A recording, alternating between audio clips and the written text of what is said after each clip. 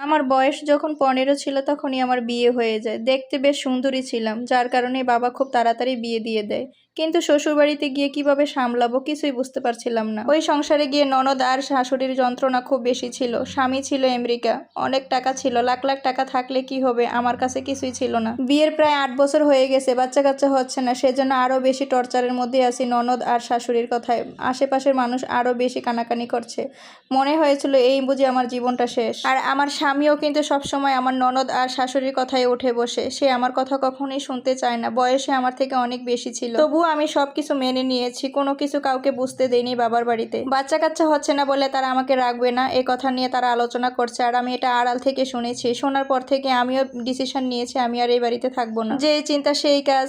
1 মাসের ভিতরেই আমার স্বামী আমাকে ডিভোর্স দিয়ে দেয়, আমরা দুজন আলাদা হয়ে যাই। ঠিক 2 মাস পরেই আমার জন্য এক পাত্র আসলো। সে আমাকে ছোট থেকেই পছন্দ করত, কিন্তু কোনোদিনও বলেনি।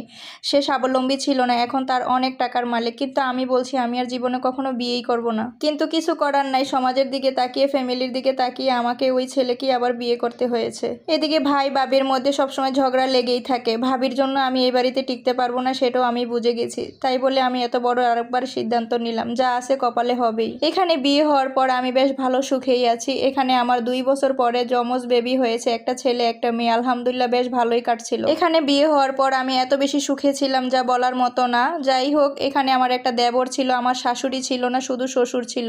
ওইখানে আমার শাশুড়ি আর ননদের টর্চারে আমি থাকতেই পারতাম না, আর এখানে আমার শাশুড়ি আর ননদ নাই। যদিও থাকতো আমার মনে হয় তারা খারাপ হতো না, অবশ্যই ভালোই হতো, তাদের ফ্যামিলির সবাই খুব ভালো। আর এখানে আমার যে দেবরটা ছিল সে আমাকে খুব ভালোবাসতো, মায়ের চোখে দেখতো, একদম মায়ের মতো মনে করতো, আমিও তারে খুব ভালোবাসতাম।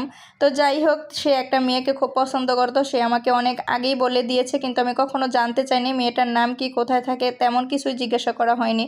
কিন্তু হঠাৎ আজ এসে বলতেছে, ভাবি আমি একটা কাজ করে ফেলছি। বললাম কি করেছো বলো। তখন সন্ধ্যা প্রায় গনিয়ে আসছে, ঠিক তখনই আমাকে কথা বলতেছিল, আর ভয়ে তার হাত পা কাঁপতেছিল। বলছে, ভাবি কিছু মনে করো না, তুমি ভাইয়াকে সামলাও। তা যাই হোক, বললাম তুমি আমাকে বলো কি হয়েছে।